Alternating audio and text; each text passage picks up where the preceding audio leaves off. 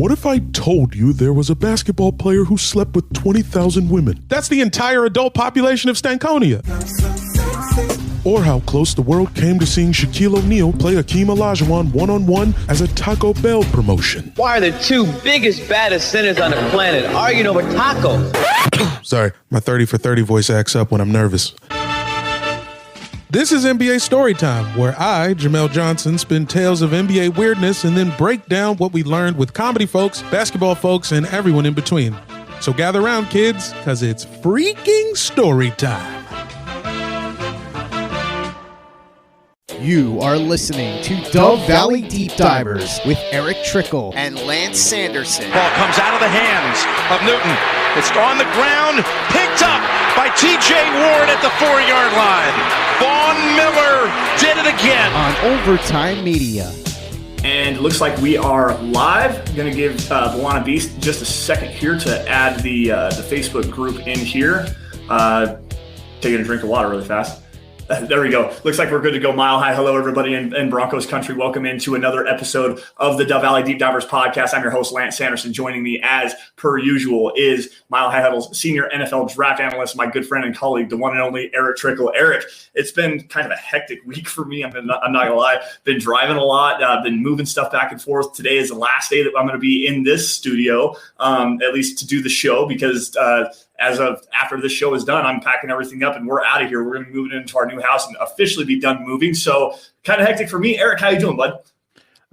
For the most part, I'm doing pretty good. Purchased my plane ticket to fly down to Denver the 25th of September.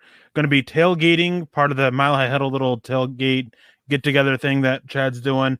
I'm going to be there for that, and then that Sunday, and then I'm going to be flying back on Monday. So my anxiety for that's going. I don't handle big crowds very well, so that's one reason why I don't mind living in Alaska. So kind of a little hesitant there, but tickets purchased. I'm not backing out of it. I can't back out of it. I'm going to enjoy it. Had to buy first class. I want to fly comfortably. And I'm a little bit of a bigger of a guy. So I wanted to fly comfortably. So excited to go. I love being in the air. That's the thing. I'm not necessarily looking forward to the most. I'm most comfortable with flying. I love being in the air. It's where I feel most at peace. So excited for that part, but the social anxiety is getting to me a little bit. And, yeah, I feel you, dude. Like I'm still not quite 100% on actually being able to go, but it sounds like if I just do the right things and get everything planned out. I've been so busy, dude. Like I've been so busy trying to get the house taken care of. Paying bills at two places right now has kind of been a little bit hectic, running short on some funds. So, but doing the best that I can anyways, but I am anticipating on going. I do intend to go. So hopefully we'll be able to meet up for the first time and get to meet, I think it's Chad and Zach's going. I know John's going as well. A couple other people might be there. I think Luke, Mike, I believe Luke Booker's planning on going. Okay. Mike's planning on being there. Yep. Yeah, so it's going to be a lot of fun. I'm looking forward to meeting people in person for the first time and actually getting to shake some people's hands and have a conversation, not necessarily only about football, but about life in general, and getting to know some of the staffers. But guys, everybody, you're more than welcome to show up Mile High Stadium September 26th when the Broncos take on the New York Jets. I want to go to the game too, but I don't think I'm going to be able to afford that. So it's going to be really fun, though. We'll do a meet and greet with everybody, do a little bit of tailgating, walk around the stadium, and just have some fun. So guys, make sure you mark your calendars, September 26th. Make sure you're there and do the meet and greet with the Mile High Huddle staff. We made USAA Insurance to help you save. Take advantage of discounts when you cover your home and your ride. Discover how we're helping members save at USAA.com/bundle. USAA. We made USAA Insurance for veterans like Liz and Mike when they got a bigger car for their soon-to-be bigger family. USAA helped them get covered and find savings. That was the easy part. USAA, what you're made of, we're made for. Guys, today we have a really fun and entertaining show kind of planned out for you guys. We're going to break down the strengths and weaknesses of Teddy Bridgewater and Drew Lock and what that means for the receiving core, because there's some very big differences, obviously, between the two of them. Now, Eric, I want your opinion first here. Let's start with Teddy Bridgewater. Break down the strengths and weaknesses of what Teddy Bridgewater brings to the Denver Broncos and what that could potentially look like on the field. Timing, placement, and I know a lot of people like to point to his interception numbers last year, but he actually does a pretty good job protecting the ball. Most of his interceptions last year came after he hurt his knee, when he even flat out said that I should have hung up the cleats, I should have called it a season, and he didn't. he's ended up throwing a bunch of interceptions. So he does a pretty good job taking care of the ball. He's accurate. He has good placement. He's got good timing. The big thing is that he is what he is really at this point. He's not a guy that's going to go get you 40-plus touchdowns, 30-plus touchdowns. I mean, 15 to 20 touchdowns, that's probably the most you'd get out of him. But you'd probably end up with a 2-to-1 touchdown to interception ratio right around. And he's not one to really push the ball downfield. He can, but it's more based off of timing instead of arm strength. So that's what he brings to the table. I mean, he's a little bit more of a safer player than Drew Lock is at this point. And I mean, outside of injuries, he's played well. I mean, last year at Carolina, people don't realize how well he was playing before he hurt his knee in that second game against the Tampa Bay Buccaneers. And in Minnesota, I mean, before he had that one big major knee injury, he was looking like he was going to be something pretty solid. And the injuries have just set him back. So that's the other concern with him. Yeah, it's like you said, not the strongest arm in the world, but he has enough arm talent to make every throw that is required of him. I mean, there's been some reports coming out of minicamp that he had, that deep touchdown pass to Jerry Jeudy. There was another one that was like a 15 or 17-yard out route that he hit to Jerry Jeudy. So he can push the ball just a little bit. It's just not his game. He really does, take what's given to him, dump the ball off a little bit, dump down to his checkdowns, his running backs, tight ends, guys out in the flat and stuff. Likes to throw the out breaking routes because he doesn't have the necessary arm velocity to fit the football into tight windows over the middle of the field. So that's kind of a big thing with him in stark contrast to Drew Lock, who we all know. I mean, he's got enough arm talent for days. I mean, this guy can throw the ball 60 yards downfield. He can push it into a tight window. He can make some crazy off-platform throws, which he tries to do a little bit too often. That's the biggest thing with Drew Lock is he's got all the arm talent and the necessary attitude to make those throws. But the biggest issue that he has is just his decision-making. And we've talked about that a lot here. The decision-making with Drew Lock is what really gets him into trouble because he does like to fit those footballs into tight windows. He's just arrogant and cocky, thinks he's the cock of the walk, and he wants to make those big highlight splash plays. He doesn't necessarily take what's given to him. Now, where this conversation gets very interesting is the weapons that the Broncos have. I mean, Cortland Sutton, Tim Patrick, the big body catch guys, Jerry Jeudy, KJ Hamler, the shiftier guys, better route runners, guys that get open and do their best work over the middle of the field that need some more timing and anticipation with their throws. Obviously, Noah Fant, who you can use in a multitude of different ways. And I got a point that I want to bring up with that. But the stark contrast in the way that these two quarterbacks play the field and throw the football really leads into some interesting dynamics regarding especially Cortland Sutton, Jerry Jeudy, and Noah Fant. Now, Eric, speaking to Cortland Sutton, obviously we know that the big catch radius is there with him and he can go get to those jump balls. Obviously, it's going to be Drew Lock that would be the better quarterback for him. Why, other than the catch radius, why would that be that Teddy Bridgewater is not going to maximize Cortland Sutton's skill set to its fullest potential? Well, first of all, I want to say is that we're not saying that these wide receivers will only be good with which quarterback. Right. They'll all be effective. Just one of them may better bring out the better abilities, the best out of these wide receivers. And for Cortland Sutton, I don't think it matters what quarterback is back there. I think that everybody labels him in as just a guy who can go get these contested catches, and he's a lot more than that. He's a guy who he has improved route running that he showed in 2019. He can get open and he can make catches on timing and precision and be a somewhat of a threat after the catch. And Teddy Bridgewater fits that. And then the contested catch aspect of it, yeah, that's a little bit more in favor of Drew Lock. But I mean, it's not like Teddy Bridgewater can't throw those because it's still about placing the ball in the right spot. And that's what Teddy Bridgewater does. It's just, so I don't think it matters what quarterback's back there for Cortland Sutton because he just has a talent that you can just work around with no matter which quarterback it is. Yeah, I actually tend to agree with you on that one. I do think that Drew Lock is going to maximize that potential because he really does like to push the ball down the field. And that's where Cortland Sutton, especially back in 2019, where they had that really good connection, Drew Lock and Cortland Sutton. I mean, even with Brandon Allen, who didn't push the ball down the field nearly effectively enough, he was still able to go. I think he was like 7 of 7 in 50-50 catches, including that diving touchdown that he had against the Chargers, and then that big corner route that he had against the Minnesota Vikings where he went and posted accessorize Xavier Rhodes. So I do just think that Drew Lock is going to maximize that potential a little bit better. But with the route running prowess that Courtland Sutton has developed over the last couple of years, it's going to be very interesting to see how he does with that coming off that torn ACL as well. But I think that there is a potential opportunity there with that big body, have that big catch radius for Teddy Bridgewater, and to take advantage of that by using some of the timing and anticipation, the accuracy that he has.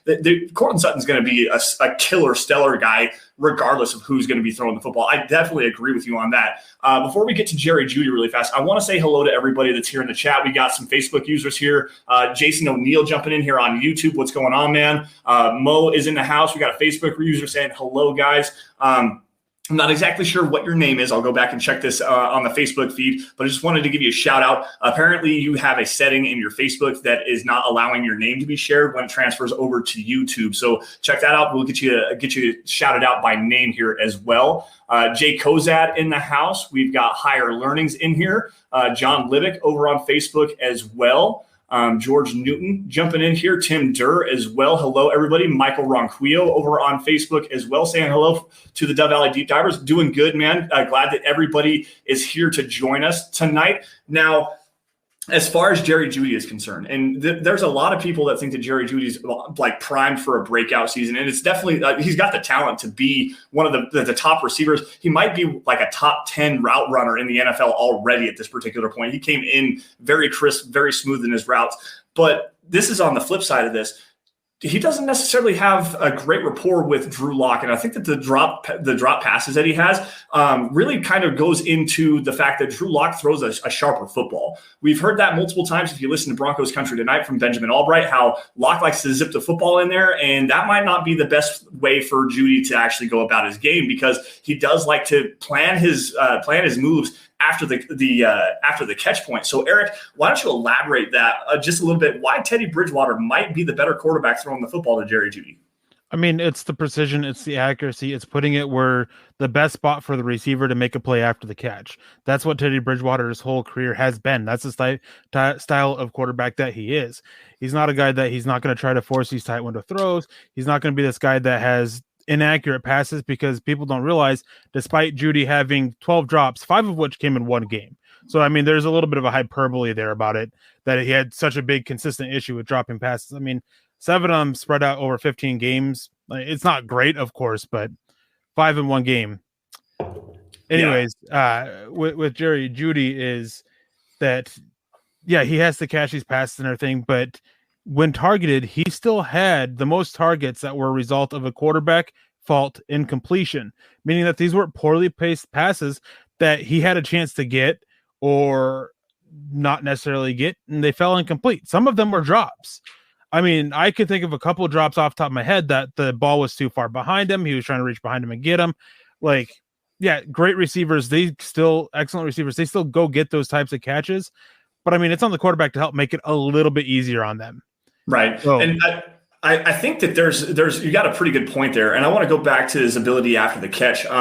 And you might be able to excuse some of the drops with him, because if he does have a quarterback that gets him into the best position available to get as many yards after the catch, break some tackles, and run away from some guys, kind of like what he did on that 96-yard I think touchdown pass it was from Drew Lock against the Las Vegas Raiders. I'm going to mess that up every single time, I swear. But week 17, that long touchdown pass that Jerry Jeudy caught, and he ran like 75 yards after the catch, because there was no one around him. I mean, that was such a busted coverage, a busted play by the Raiders, but still, if you can get Jerry Jeudy in that kind of a mode, and I think that Teddy Bridgewater does a good job throwing into windows and using that anticipation, he's going to give Jerry Jeudy the maximum amount of space to create after the catch. Now, you can forgive some of those drops so long as he does bring that explosive play potential on the backside. Do you agree with that, Eric?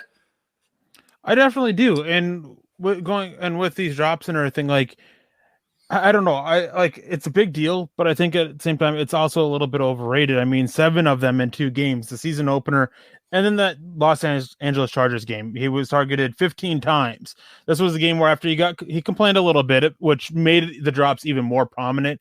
He was complaining about his usage, and here he goes dropping 5 of 15 targets, still caught 6, and 4 of them were targets that weren't even catchable. So, I mean, you got to do better there. I mean, but he had multiple games where Didn't matter which quarterback it was, Drew Lock, he caught some heaters from him. I think this whole thing that he doesn't like to catch heaters or he can't catch heaters isn't necessarily the most accurate thing to kind of explain away his drops. I think the fact that it's a combination of things and things that can get better and improved, and he seems to be putting in the work on these a little bit. And one of the videos that he shared out there about it, I mean, he had the jugs machine and he basically throwing heaters at him and he was catching them. So, I mean, got to get better, but I think that not all drops are the fault of the receiver, and I think that's something that a lot of fans fail to understand at times. And so, and going back to it, I mean, it's always better for a receiver that is, I think, top 10 in route running, that is better after the catch, that is explosive after the catch. And this is going to lead to a very fun conversation about KJ Hamler, by the way. It's a lot better for a quarterback to be precise instead of throwing heaters more consistently. Right. And you know what? Speaking of, let's just move to KJ Hamler right now. Got a Facebook user again jumping in here. Which quarterback would be better to utilize the speedsters better? And we're going to speak specifically to KJ Hamler. And now a big part of this is just how does Pat Shurmur, so that was Albert Knoppers that actually just came in and said that, Pat Shurmur didn't necessarily do the best job of utilizing KJ Hamler's skill set last year. And I don't think that anybody's going to really disagree with that. They need to do a better job of getting him the ball on some slants, some screen passes, get it quickly, get him some space, and then really utilize that.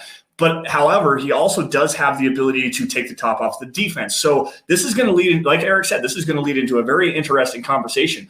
Drew Lock, obviously, with the arm strength and the arm talent throwing the ball down the field, probably would be best to utilize KJ Hamler's skill set to its fullest potential because it's the Will Fuller effect. It's the Ted Ginn effect, if you know what I mean, where you have that speedster that can take off the top of the defense and push the ball down the field. Your offense is naturally going to have some more success because it opens up everything underneath for the rest of your offense. I think when Will Fuller was on the field back in Houston, it was like a 3-point per game difference as compared to when he was off of the field. That effect of that speedster taking the top off of the defense and helping your offense underneath actually makes it easier to move the football. So on the flip side of that, KJ Hamler has the short area quickness and burst that with Teddy Bridgewater getting the ball out quick and hitting him with some anticipation and hitting him in stride and stuff could really open up some more potential with KJ Hamler on the field as well, because he can use that speed after the catch and run away from some guys. Now, Eric, I'm going to leave it up to you. Which quarterback do you think is the better quarterback to take advantage of a KJ Hamler this year?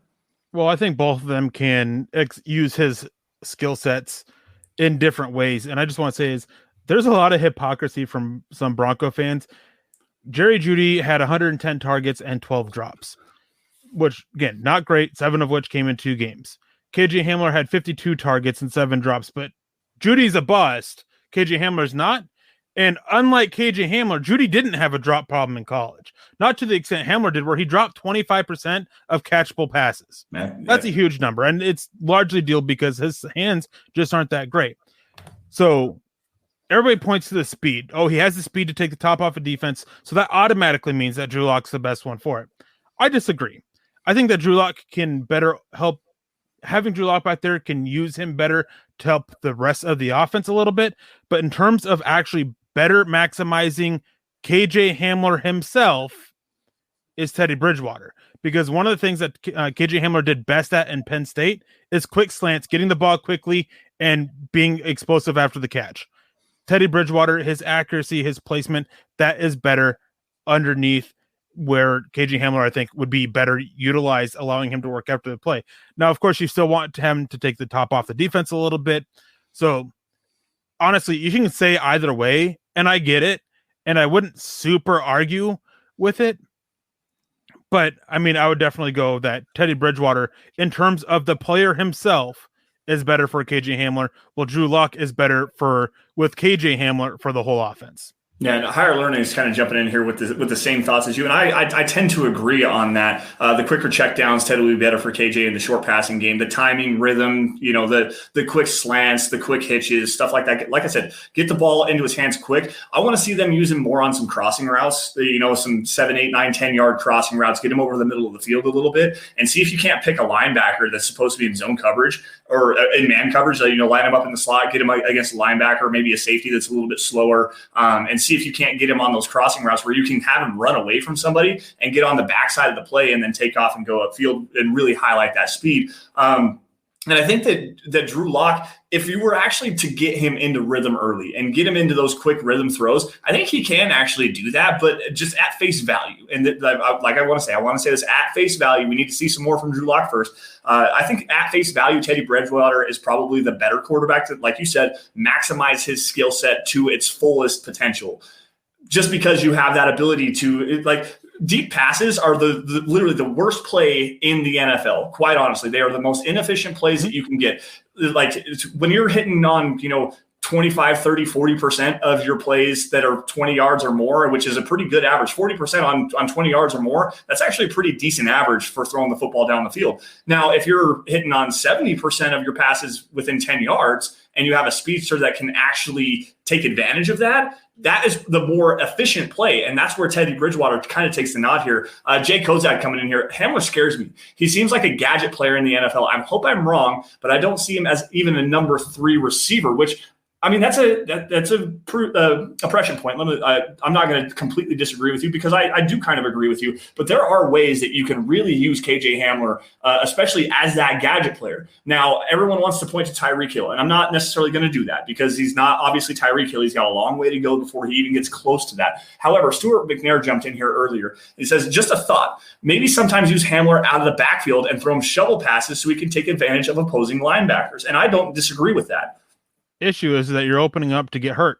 Yep, that is the problem. That's the big thing is with using him in that way, you're opening up to take big hits of linebackers, of defensive backs coming downhill, and that's going to put him in his smaller size at a lot more risk of getting seriously hurt. Right. He's already had some hamstring issues. Like, I get where you're coming from, and I would like to see it, but at the same time, I want to do what I can to protect him a little bit.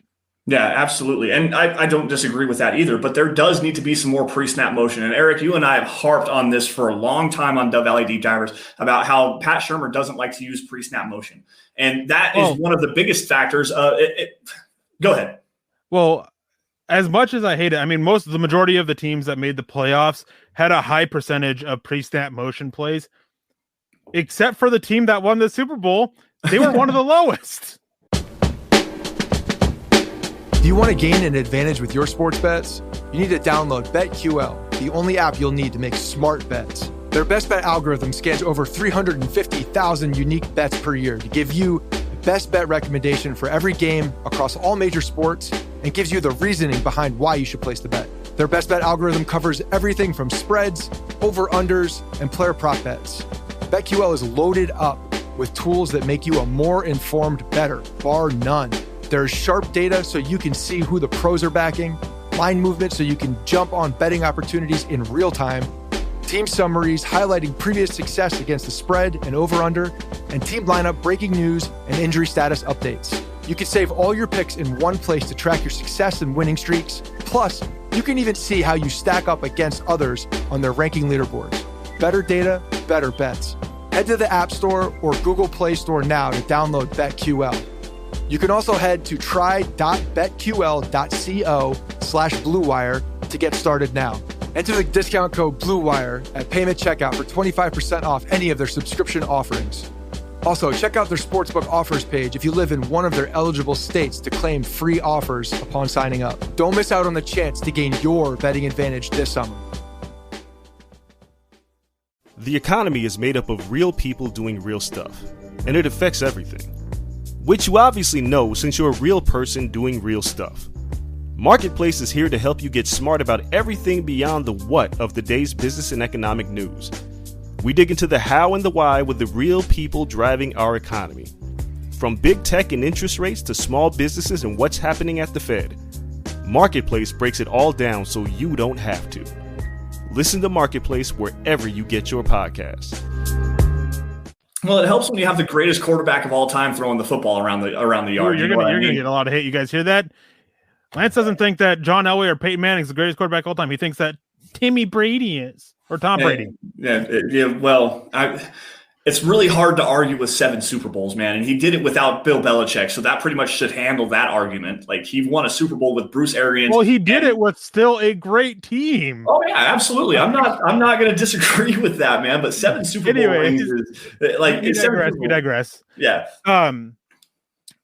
But anyways, it obviously helps. And Bruce Arians, he's always been one who he's never really used a lot of motion for it, and he just doesn't feel the need of it. So we still need to see it. One thing more so to your point, not Tom Brady being the greatest ever, is he's a veteran quarterback with plenty of experience.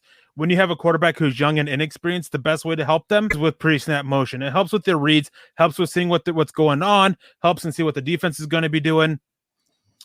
So a lot of the teams that made the playoffs, if you look at the quarterback situation, a lot of them are younger. I think the team that used it the most that had a older quarterback were the Packers, which that's just that style of offense that the coach there brings and everything. Yeah, so, Pat Shurmur, if he wanted to help Drew Lock more, I have a reputation as a Pat Shurmur defender just because I believe in blaming him where it deserves. If you want to blame him with how he used players and the lack of motion, go ahead, because he deserves 100% of the blame for that. Yeah, absolutely. And there are times where he actually has good route concepts and good schemes. It's not like a dated system. It's just you got to find the right quarterback to take advantage of that. He really likes to utilize the middle of the field. And veteran quarterbacks tend to use the middle of the field a lot better. Look at like a guy like Kyler Murray, and there's some size limitations there. But that young quarterback, he likes to throw outside of the numbers. He doesn't like to use the middle of the field. Young quarterbacks typically lock onto one side of the field. I won't even say one read. Just they lock onto one side of the field, and that's where they're going to go with the football. You need to have a guy that can actually scan the whole field, understand what's going to go on with the defense pre-snap, and that's where utilizing that pre-snap motion will definitely help a young quarterback by helping them identify what coverage is coming to them. Which you mentioned one read. Can we talk a little bit about Drew Lock's improvements? I know that we're skipping away from the topic of the conversation, and don't worry, I will bring this around. Everybody saw improvement from Drew Lock over the last 5 games. Yep. But there's a complete failure to realize how that came. Denver, they cut down the field in half. He was only looking right or left, and he was only making one read. He was reading what the safety of that side of the field was doing. If he was dropping high, he's taking the underneath receiver. If he's dropping low, he's taking the over receiver. If the coverage is still too tight and you can't read the safety properly, he's hitting the check down. That's what it was. That's what most of Drew Lock's passing plays were after that point. So if they do roll with Drew Lock, and they kind of continue this on, at least early on, to help ease him up and bring him up and gain confidence so he can be utilized and start trying to read the field more, then I think that's one way that a player like Tim Patrick and Albert Okwuegbunam actually fit so much more, because these are guys that with a shrunken field, you still can get vertical with them. Mm-hmm. And that's one reason we're going back on Courtland Sutton. That's another reason why he does fit him there. But I still think with Sutton, he just does a lot of things well that fit both quarterbacks that you can't really pick. So Tim Patrick and Albert Okwuegbunam, I think, fit that style perfectly for him. And I think that if Albert Okwuegbunam didn't get hurt, we would see him do a little bit more. And Tommy came in and asked, what is Albert O's role in this offense with a healthy Fant? Plus or minus 500 yards, 5 touchdowns. I think it'll be plus and minus. I think we'll see more touchdowns out of him, but less yards. Yep. I don't think we'll see him used between the 20s as much. But I think that definitely inside the red zone, we'll see him used quite a bit because of his size. And he is, as I was saying, is that vertical in the red zone. One reason why defenses typically do better in the red zone is it's a shortened space. Instead of cutting it in half vertically, you're cutting in half horizontally, basically, because you only have 30 yards to work with. So anytime you guys can have guys that can go up and get it, like Albert O, like Tim Patrick, like Courtland Sutton, they're going to thrive in that situation, which Drew Lock in making these one reads, cutting the field in half vertically or into the red zone is where guys like that can really come out and be the best utilized. Right. Tommy coming back in here, and he says that Courtland Sutton is Odell Beckham 2.0. I disagree with you on this one, but I do think he's going with it. I do. I don't agree. I think that Courtland Sutton is Andre Johnson 2.0. Height, weight, speed, kind of a guy. Go get the football, big possession receiver. That is Courtland Sutton, like to a T.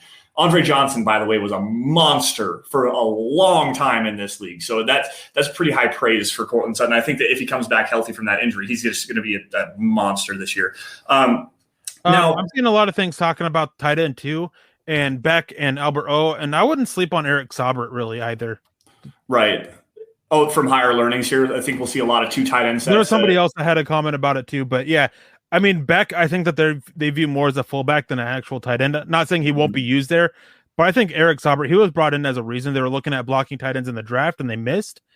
So, and Eric Saubert, he's a pretty good blocker and he's a pretty decent emergency receiver, I guess would be the best way to put it. I wouldn't rule him out of earning that number 2 tight end spot. Yeah. So speaking of 2 tight ends, let's move this conversation to the tight end position really fast, because I kind of had an epiphany last night. I was driving back home from work and I was kind of thinking, what's my next hot take? Because I need a good hot take here. And this is actually one that I think is going to be not necessarily received as a hot take. I think it's really a good idea.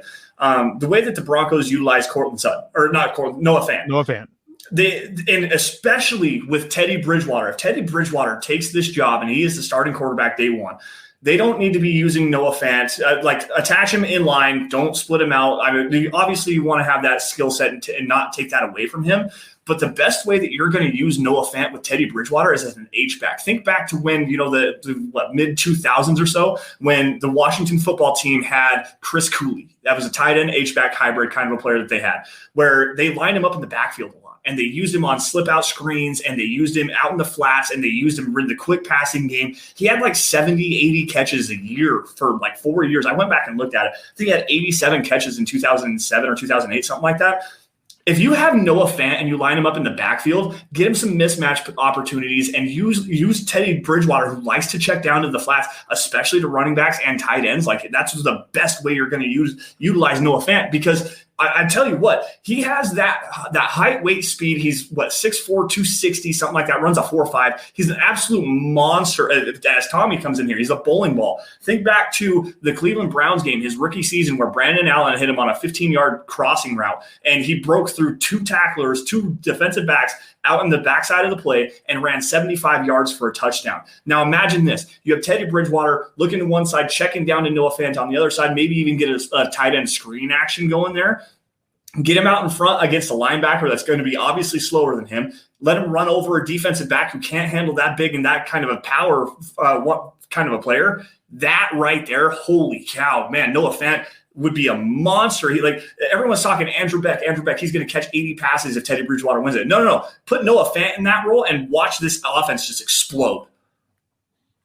I definitely agree. I like the idea of using Fant that way. I like the idea of using it's in modern NFL. I know Chris Cooley, he wasn't the most athletic guy, but I mean, I love using the idea of using athletic guys in that role now. And you went Chris Cooley. I was thinking, oh crap, I can't remember his name now. Was with the Colts for a Dallas long time. Clark. Dallas Clark.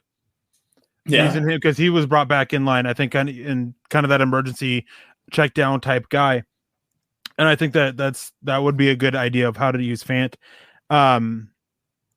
So I mean, I'm down for it, and I see a lot of people talking about Fant as a blocker. I think he's a better blocker than people give him credit for. Yep. There's definitely strength and technical issues there, but I mean, I will take a guy who's 100% willing every single time. Yep.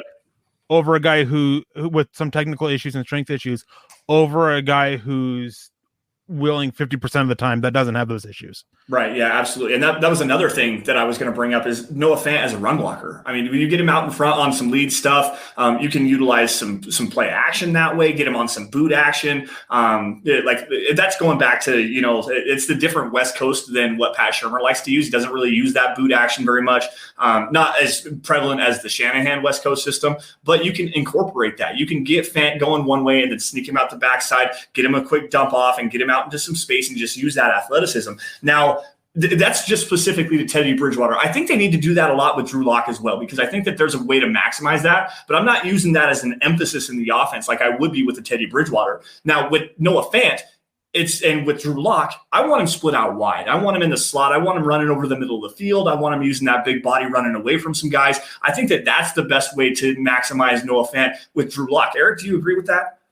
I definitely do. I mean, anytime you do stuff to help take the pressure off the quarterback, especially a young quarterback, it's helping them. And when you help the quarterback, you help better utilize all your weapons. Doesn't matter where they are. Yep. So definitely. And I think that having him, because we've seen it, Locke does have a reliance on Noah Fant. So using him in that type of role, like, there you go. He has somebody he can trust for him. Yeah, it's really fun because Noah Fant, a lot like Cortland Sutton, he's going to succeed with either guy. It's really dependent on different ways. Exactly, and it's going to exactly like Cortland Sutton. It's really going to depend on what happens with Pat Shurmur, and can he evolve just a little bit? He really does like to stick with the scheme that he actually has. Yes, Black Knight, by the way, that is exactly what you saw. So with the scheme that Pat Shurmur runs, like I said, he wants to utilize the middle of the field. He wants to have some vertical stuff on one side, run some underneath on the other side, create those crossing routes, create that middle of the field, attack that intermediate area. With Drew Lock, that's where Noah Fant's going to succeed. He's going to be more successful stretching the seams on the one side. He's going to be a lot more successful running across the middle of the field. This episode is brought to you by HP Instant Ink. No one is reading your mind, but HP Instant Ink knows when your printer is running low and sends you new cartridges, so you never have to think about ink. Save up to 50%. You'll pay less than $5 a month for ink and never run out again. Find out if your printer is eligible and enroll today at hpinstantink.com. Conditions apply. For details, visit hp.com/instantink Spotify. Higher learning's jumping in here. I don't like the tight end screens. Would much rather have wide receiver screens. I want Fant targeted more than 10 yards down the field. It's an interesting point, and I don't necessarily disagree with you, but I do just a little bit because it's a way of maximizing a player's potential here. Noah Fant has the athleticism and the strength to be able to use that tight end screen game. Now, if you're like a Darren Waller, and Darren Waller is probably not a great example of that, but let's just go George Kittle really fast. When George Kittle's running that tight end screen game, he does so very well because he has great vision, runs through everybody, and is a good athlete. I think you can use Noah Fant in that way. I definitely agree, and I want to say is like I'm with you. I 100%. I hate tight end screens. Hate them. They are death. But wanting Fant targeted more than 10 yards downfield, it really depends. I think that ideally you want his average depth of target over 10 yards, but I mean, you don't want to just consistently target him over 10 yards, obviously. I think that he is so effective getting into a mismatch. So if you get him up against a tight end, having him run a quick out and getting the ball quickly and letting him turn upfield, I mean, like 3 yards and cutting out, I mean, that's what you want. Like, you just want him to be in the proper mismatch and then find him the easiest way to exploit that, get upfield, and make a play. Kind of like what we saw with him against the Cleveland Browns game. Yeah, no, I definitely agree with that. It's another wrinkle, and that's something that I want to see more out of Pat Shurmur, is getting out of that same dynamic that he usually does. Broke it down in once for you. Let's see some more screens this year. I think having some more athletic offensive linemen. DeMar Dotson was not good as a mover not in the running game, not in the passing game. They couldn't run screens because of him. It's a lot better to have like a Bobby Massey, who is a really good athlete, or a Cameron Fleming, who is a good athlete, a guy that can get out and get to a spot where he's supposed to in that screen game. And I think that now that the Broncos actually have a mover that can do that, they might be able to utilize that just a little bit more. But Pat Shurmur has to be not so rigid. He has to has to have that flexibility to be able to do that and call that in the game with confidence that his team can actually run it. Well, screen passes are like deep passes. Sure, you can make a big, exciting play every now and then, but overall, they're a negative play for the offense. Yeah, for the most part. I mean, the expected points added, all the advanced statistics, everything like that. It's negative for deep passes and screenplays. Like, it literally hurts the offense more. I mean, granted, you get that one play out of 10 and it's super exciting, but those other 9 just kind of takes away from it. Right. Well, it helps to have a Peyton Manning to be able to do that. You know, that tunnel screen that they used to use with quarterback matters a lot. It really does. Yes, it does. But as far as you can have some success with it and open up a lot, though, because it keeps defenses honest. It makes deep passes. Yep. So I'm not saying that they're completely worthless, that they shouldn't be used or anything like that. It's just a play that hurts the offense more. Right. I mean, 9 times out of 10, it will hurt the offense more. That one time, though, is effective because it does so much. Somebody says it's an honesty play. It keeps the defense honest. That's exactly right. So they still should be used. Just stating they're a negative play. Yeah, absolutely. All right, guys, we're going to wrap this up here in just a couple of minutes, but I do want to get into Melvin Gordon and Javonte Williams here, because there's an obvious pass catching ability from both of those guys. Melvin Gordon usually catches, 50, 60 passes a year, and Javonte Williams is a really good receiver out of the backfield. They didn't use him nearly enough like they should have in North Carolina. That role went kind of to Michael Carter, and also North Carolina just didn't really use their running backs, but when they did, it was highly effective. Now, this one should be pretty obvious to everybody. The guy that's going to be the easiest, the most successful with these two running backs is more than likely going to be Teddy Bridgewater, because he does check down the ball off, and he doesn't like to push the envelope and push the ball down the middle of the field and push the ball even to the boundary. Like, he's going to take what is given to you, and he's going to read it, make his 1-2 quick reads, dump it off to the running back. So that's a pretty easy conversation to have. Now, I do want to ask your question here, this specific question here, Eric. Let's fast forward to week 8 really fast. And let's say that Teddy Bridgewater, actually doesn't matter who the quarterback is. Who's the starting running back? Is it Javonte Williams or is it Melvin Gordon? How many fumbles does Melvin Gordon have? 2. Melvin Gordon. Okay. Well, why is that? Because I think that it's Melvin Gordon's job. Pat Shurmur, he wanted another running back this year, but he also wanted Melvin Gordon last year, and he got his guy. He likes what he can bring as a pass catcher. He likes what he can do bring as a blocker, as a runner. And people fail to realize this, is that over those last 5 games, the offense was more so Melvin Gordon than anything else. Yep. Melvin Gordon really stepped up and carried the offense, had a really good closing to the season. Well, so unless he's turning the ball over a lot, he's going to stay as a starter, and then Javonte Williams will bring it up. But I'm going to counter you, though, about Teddy Bridgewater being the best for these guys. I will say, with their play as a receiver, Teddy Bridgewater is better. Yep. For them as a running back, Drew Lock is better.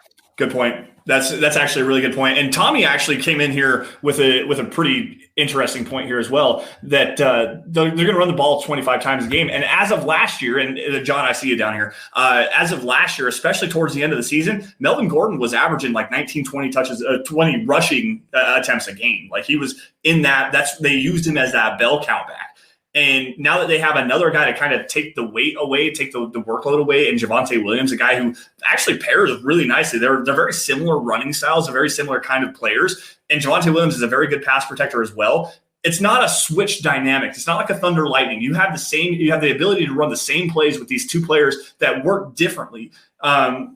But also play the same kind of, I guess it's a weird way of saying that. There are different players that do different things, obviously, but they play in the same kind of mold. You can still do multiple things with both of them. You're not limited. Like with Phillip Lindsay last year, everybody knew that because Phillip Lindsay was on the field, it was a running play because he couldn't pass protect and he wasn't very good out of the backfield as a receiver. So with now Javonte Williams, you have your entire repertoire behind you. You have your entire catalog of plays to be able to do what you want to with both running backs on the field at the same time. It's exactly like a Nick Chubb and a Kareem Hunt. They both do the same things very well, even though they run in different stylistically kind of ways. So it's going to be very interesting. I do agree with you, though, Eric, that with Drew Lock on the field, opening up that running game, especially if he's pushing the ball down the field and playing efficiently like that, the running game will open up a lot, especially because most teams now are starting to play with light boxes, instead of having 7-8 guys in the box. If Drew Lock is pushing the ball down the field and they actually have to play back and play off the ball just a little bit, open up some more running lanes, this Broncos offensive line, even with Lloyd Cushenberry, who wasn't very good last year, even with Lloyd Cushenberry, who's a better run blocker than he is pass protector because he's a mauler, can get these guys to open up some really big running lanes. And honestly, this offense can really click. It really can. Tommy coming in here, could Javonte Williams, Pookie, take the lead back role weeks 12 to 16, Eric? How many fumbles does Melvin Gordon have? That's what it's all going to come down to. For Javonte Williams to take over the starting role, Melvin Gordon is going to have to turn the ball over a lot. It's that simple. Javonte Williams, he's going to be the guy after the season. So they don't want to use him up a lot his rookie year. They're going to try to use up Melvin Gordon. Somebody said that he's in a contract year. That's exactly why you use and abuse Melvin Gordon. They're not bringing him back. Well, use him, abuse him, let him walk. And fun fact, Melvin Gordon only had 4 games last year where he didn't have at least 15 touches. Yeah, that's a good point. Something else I want to say is with the 17 game schedule, you add that last game into there, we could see more of a split here too. Like it might be like 60-40 as far as Melvin Gordon because you use and abuse him, but we could see more of a split rotation between Javonte Williams and Melvin Gordon, 2 series to 1 or something like that. It'll probably be 70-30 at the least, at the most. Okay. So kind of to my point here. But with Melvin Gordon being out there, obviously, like you said, use and abuse him, let your young rookie get acclimated to the NFL. But because they both really deserve to be that true bell cow back, they have the ability to do so. We might see, especially towards the later end of the year, and especially if the Broncos are in the playoff hunt, we might see a game alternate. Weeks 15, 16, 17, and might be like Melvin Gordon one game, and then in week 16 or week 15, and then in week 16 it might be Javonte Williams being the primary running back to give Melvin Gordon reps the week before. Well, I'm speaking hypothetically. I don't want to say you're failing to understand. I mean, it's Melvin Gordon's job to lose. Right. He actually has to lose it. And the Broncos coaching staff, they've shown, for the most part, when it comes to running the ball, they'll stick with the hot hand. So if Melvin Gordon at one point completely starts turning the ball over and completely falters, that's when Javonte Williams will come in. It's not going to be some even split. It's going to be 70-30, at most maybe 65-35, but it's not going to be this big thing because they're looking at using Javonte Williams a whole lot this year because they still want to keep him healthy, let him and use him and abuse him over the final 3 years of his contract, and use and abuse Melvin Gordon this year, the final year of his contract. If Melvin Gordon gets hurt, obviously things can change, which getting hurt for Melvin Gordon is quite the possibility. I mean, he's almost as bad as Bryce Callahan, but I mean, that's what it is. Like, I get you. I'm just kind of speaking hypothetically here. And like you said, ball security issues are definitely a thing. I'm also super high on Javonte Williams. I loved him coming out. I really like him too. Yeah. And I would love for him to take the starting job. I'd love for him to be the guy because I think that this offense has not necessarily a lot more to offer with him at it. But I think at this point is that we know Melvin Gordon's not done this year. Let him go get the experience. Let him show what he can do and let him just make a big impact that way. Right. And then use Melvin Gordon to balance him out. But that's just not what's going to happen. Right. Black Knight jumping in here on Twitch. Got to shout out Black Knight, obviously, every time. Content creator of his own. He came in and joined the Huddle Up podcast a couple weeks ago. I watched that episode, and Black Knight did a hell of a job. He's actually a gamer content creator. So that's a really, obviously, Twitch is that platform for gamers to come in. But he says, have you guys talked about what a Rodgers offense would look like with the wide receivers and running backs? Pretty much everything we said applies. Like it does. If there's a positive that you can highlight with any receiver, any running back on this roster, every positive applies with Aaron Rodgers. Like, let's be honest here. The difference with it, what the offense would look like with it, I mean, it'd just be extraordinary. Mm-hmm. I mean, there's no other way to put it. Aaron Rodgers, he knows he can throw the ball hard. He can laser it in there. He can throw it deep. He can hit these tight window throws. He can throw with timing and pacing. He can maximize every single receiver, every single tight end, every single running back, everybody's ability. I mean, even the offensive line, he can maximize. One thing that we didn't talk about is that for the offensive line, Drew Lock's definitely better than Teddy Bridgewater. But, I mean, Aaron Rodgers, he's just better for them than everybody. He's even going to make the defense better. And a big part of that is because the Broncos are actually going to have the opportunity to play with a lead. Like, because the offense is going to be clicking on all cylinders for the most part. It might take a little bit, 5-6 games or whatever to get everything kind of in the rhythm. Look at what Tom Brady did last year. It took him a minute. It really did take him a minute to get everything kind of gelled on the same page and stuff like that. So you have to be patient with it. But when everything does kind of flow and Rodgers gets into this offense and gets incorporated and everything like that, if this does happen, I really sincerely hope it does, by the way. If Rodgers comes in and everything starts to gel and the Broncos are playing with a 10, 14-point lead, that defense is going to be ferocious. Oh, man, it's going to be so much fun. Because teams are going to have to pass. They're going to have to push the ball down the field, and the pass rushers are going to be able to get home. They're going to be able to get after it. The Broncos have a legit secondary full of 5, 6, 7 guys that can take the football away. Man, this team is going to be so good with Aaron Rodgers. It's going to be ridiculous. Eric, did you want something there? Yeah, I was looking it up and everything and looking at the snap counts and everything. So Melvin Gordon last year ended up with just over 58% of the snap counts. So not quite 60%. But I mean, there was one game where he left early, a couple games where he left early, one game that there was a concern that he might miss. So there were other injury factors into it. So, I mean, I was saying 65-30 or 65-35, 70-30. I mean, injuries are going to play a factor, and he's going to get banged up. They're going to rest him. So maybe you are right. Maybe it is going to be more 60-40. Well, regardless, it doesn't necessarily matter. Broncos 17-0 jumping in here at the last minute, right at the wire here with a super sticker. Number one, $20 donation. Dude, we appreciate you for joining. We appreciate the donation. We appreciate everybody's support. But I think, Eric, is that going to wrap it up for us tonight? Yeah, all right. Well, let's get out of here. John, I'm going to take the sticks really fast, remove this really quick, and run through our matters of business. Guys, thank you all for joining the Dove Valley Deep Divers podcast. You guys can find us both on Twitter by following me at Sanderson MHH, for Eric at Eric Trickle. Also for John at John KMHH. It's John JONKAYMHH. That's the man behind the scenes that's producing the show. Does a great job. Great friend. Really enjoyable follow as well. So yeah, I'll also follow. Really excited to actually get to meet him face to face. Yes, very much so. Guys, also while you're at it, follow at DVDD_pod. That's a podcast account. You can find out exactly what the Broncos are going to be or what we're going to be talking about on the Dove Valley Deep Divers podcast. Also, guys, follow at Mile High Huddle. That's the mother account. You're going to get breaking news and analysis on your Denver Broncos, film breakdowns, opinion articles from your favorite personalities, including myself and Eric, Nick Kendall, Carl Dumler, Luke Patterson, Chad, Zach, the entire gang. Anything that drops Broncos related, you're going to find it at Mile High Huddle.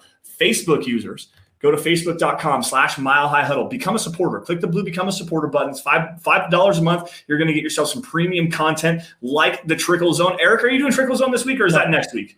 It's next week. I'm taking tomorrow off because, long story short, we were celebrating my daughter's birthday tomorrow. We decided to move it to Monday, but we're still having family coming down tomorrow, so we're still celebrating it tomorrow. So no, I'm not going to be doing it. And I see Black Knight saying, "Peace out, guys. Back to Mass Effect 2." Man, Mass Effect, man, you got my heart with that one. I'm on 3 right now and playing through the Legendary Edition. I'm going to get ready, but once I beat it, I'm going to be playing through it again. Nice. Love that series. Yeah, but anyways, no Trickle Zone this week, guys. But usually that show airs at 12 o'clock noon Mountain Time on Saturdays. On Sundays, you'll get Kelverman's Corner with the hot takes that hold water with Zach Kelverman and Kim Becker. And that show is, again, Sunday at noon Mountain Time. The Broncos Book Club with Chad Jensen. Make sure you guys check that out. I'm not exactly sure when that comes on. John, you got a message for me? Saturday, the Broncos Book Club with Chad Jensen on Saturday. Make sure you guys are looking out for that on Facebook as well. Folks, if you guys are financially able to do so and you want to show some massive support to the show, huddleuppod.com. That's where you guys can get yourself some hats. There's a t-shirt, a face mask, there's a hoodie, there's a couple of coffee cup. There's a coffee cup. There's a onesie for your baby, anything for the guys, for the gals, anything to suit your fancy. If you want to help support the show, huddleuppod.com. And if you guys are not financially able to do so, or this is your bag. I mean, some people don't necessarily like to do that. Whatever. It is what it is. There are 3 things that everybody should be doing regardless of who you are. It should be subscribe wherever you guys are watching this, on Facebook, on YouTube especially, Twitter, Twitch, anywhere. Subscribe to Mile High Huddle. That's the number one biggest thing that you can do. Like every video you guys see, and if you love it, share it. Share it out in front of as many Broncos fans as you possibly can. Get as many eyes on us as you possibly can, because that is the easiest and most organic way to help grow the show and get us in front of as many Broncos fans to do what we do best, which is cover your Denver Broncos. Now, with that, guys, let's see here. With that, anyways, Eric, any last words, bud? Yeah, I actually have a few of them. Just a reminder that on the home opener against the New York Jets, September 26th, Mile High Huddle is going to be doing a get-together. I'm actually going to be there. I booked my tickets before going live. For those of you who joined us during the show, I hope to see some of you guys there and tailgating and meet you face-to-face and everything. And you guys can tell me how much you hate me in person instead of just over the internet. And Gary Smith is coming in saying, is the greatest short track driver ever. Actually related to him. Best story, fight in the family ended up leading to the separation of the EL and the LE. But the changes there. But I'm actually related to him. But anyways, hope to see you guys in September. A lot of you, anyways, when I'm down in Denver and have a chance to meet some of y'all and meet John and hopefully Lance and Chad and all these guys that I haven't got to meet, but I've been working with for years. So hope to see you guys there. Hope you guys have a wonderful weekend. And I'm sure I can insert a Saturday Night Live. Ladies and gentlemen, the weekend joke in here, but No, I'm looking forward to the meet and greet as well. But everybody, thank you all for joining once again the Dove Valley Deep Divers podcast. You all stay safe, take care, have a great rest of your weekend. And as always, before we get out of here, gotta say it: go Broncos.